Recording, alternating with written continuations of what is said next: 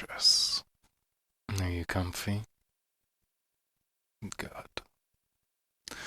All cuddled inside of your blankets and ready for our bedtime story? I told you, I always love this time of night. Remember, we're reading King Solomon's Mines by H. Rider Haggard. I know I've been looking forward to it all day. I get to sit here with you and share these beautiful little moments with you. It's just me, you, and just everything else slows down when I get to share these times with you. Did you have a good day today, precious? I hope so. You know that I always want the best for you. Remember that. Okay? Always be here for whenever you need moments like this, when you need the quiet, no matter what else is happening. Now, where were we? Here we go. Captain Good and I went down to dinner together, and there we found Sir Henry Curtis already seated. He and Captain Good were placed together, and I sat opposite to them. The captain and I soon fell into talk about shooting and what not. He asked me many questions, for he is very inquisitive about all sorts of things, and I answering them as well as I could. Presently he got on to about elephants. "Ah, sir," called out someone who was sitting near me. "You have reached the right man for that. Hunter Quatermain should be able to tell you anything about elephants, if anyone can." Sir Henry, who had been quiet, sitting listening to our talk, started visibly. "Excuse me, sir," he said, leaning forward across the tables, speaking in a low, deep voice. A very suitable voice, it seemed to me, to come out of those great lungs. "Excuse me, sir, but is your name Alan Quatermain?" I said that it was. The big man made no further remark, but I heard him mutter something that sounded like "fortunate" into his beard.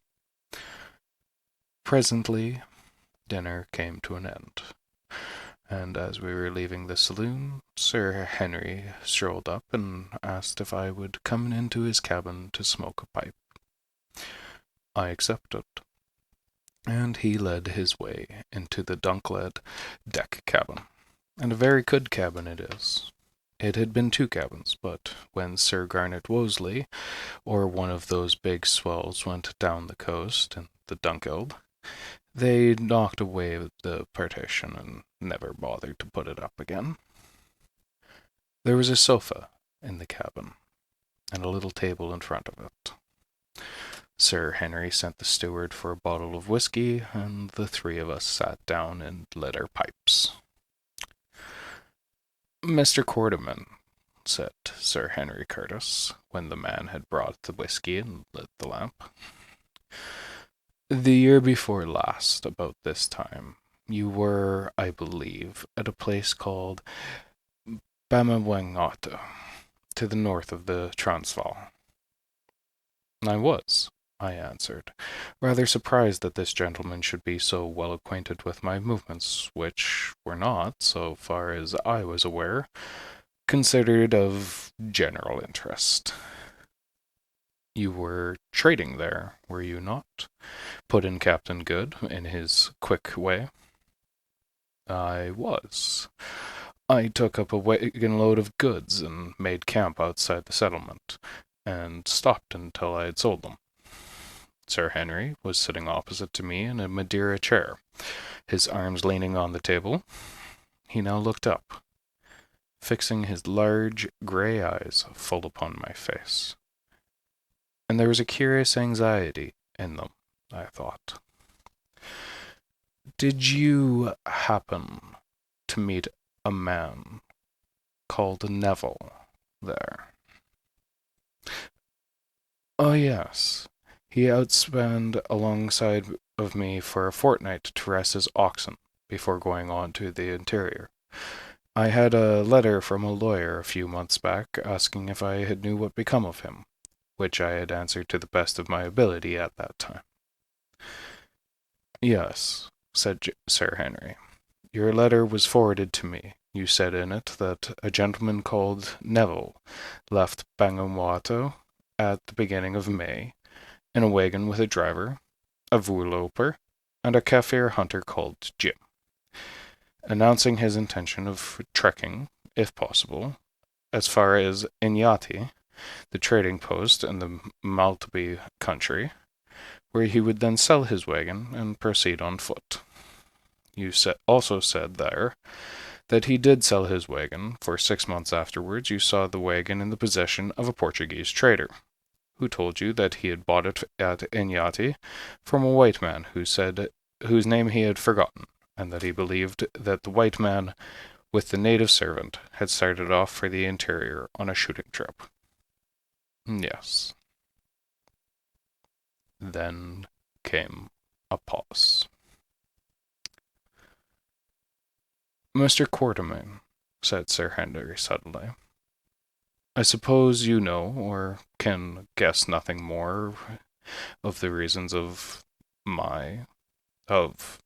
Neville's journey to the northward, or as what point that journey was directed?" "I heard something," I answered, stopping. The subject was not one I did not care to discuss. Sir Henry and Captain Good looked at each other, and Captain Good nodded. "Mr. Quatermain," went on the former, "I am going to tell you a story, ask your advice, and perhaps your assistance. The agent who forwarded me your letter told me that I might rely on it implicitly, as you were, he said, well known and universally respected in Natal, and especially noted for your discretion." I bowed and drank some whiskey and water to hide my confusion, for I am a modest man. And Sir Henry went on. "Mr. Neville was my brother." "Oh," I said, starting, for now I knew of whom Sir Henry had reminded me when I first saw him. His brother was a much smaller man, and had a dark beard. But now that I had thought of it, he had possessed eyes of the same shade of grey, and with the same keen look in them. The features, too, were not unlike. He was, went on Sir Henry, my only and younger brother. And until 5 years ago, I do not suppose that we were ever a month away from each other. But just about 5 years ago, a misfortune befell us, as sometimes does happen in families. We quarreled bitterly, and I behaved unjustly to my brother in my anger." Here Captain Good nodded his head so vigorously to himself, the ship gave a big roll.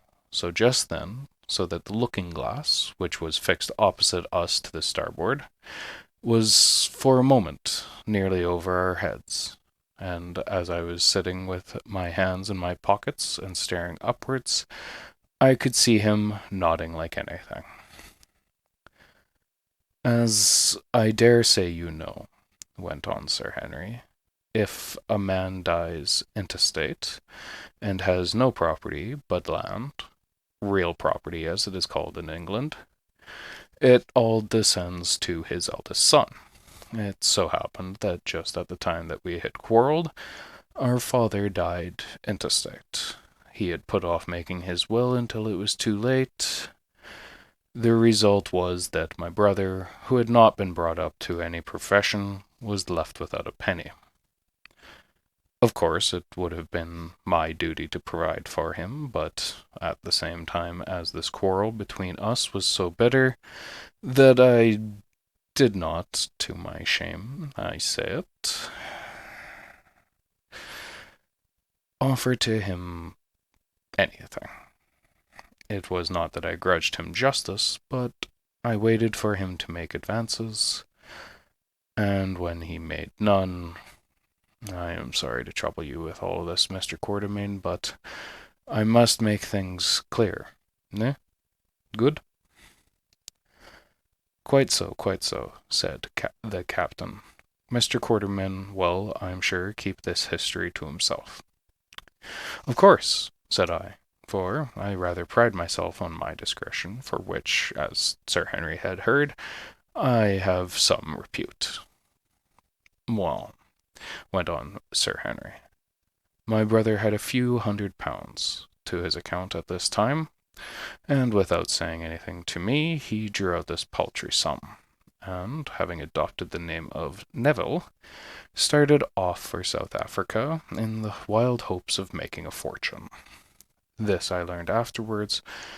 Some 3 years had passed, and I heard nothing of my brother, though I wrote several times. Doubtless the letters never reached him. But as time went on, I grew more and more troubled about him. I found out, Mr. Quatermain, that blood is thicker than water. That's true, said I, thinking of my boy, Harry. I found out, Mr. Quatermain, that I would have given half of my fortune to know that my brother George, the only relation I possess, was safe and well, and that I would see him again. But you never did, Curtis, jerked out Captain Good, glancing at the big man's face. Well, Mr. Quatermain, as time went on, I became more and more anxious to find out if my brother was alive or dead, and if alive, get him home again. I sought out inquiries on foot, and your letter was one of the results. So far as it went, it was satisfactory, for it showed that until lately George was alive. But it did not go far enough. So, to cut a long story short, I made up my mind to come out and look for him myself, and Captain Good was so kind to come with me. Yes, said the captain. Nothing else to do, you see. Turned out by my lords of the Admiralty to starve on half-pay. And now, perhaps, sir, you will tell us what you know or have heard of the gentleman called Neville. I think that's enough for tonight. You look so beautiful, lying there asleep. Stay safe in the gondola tonight, precious. Tell Morpheus I said hi, and go visit Jupiter for me. Okay?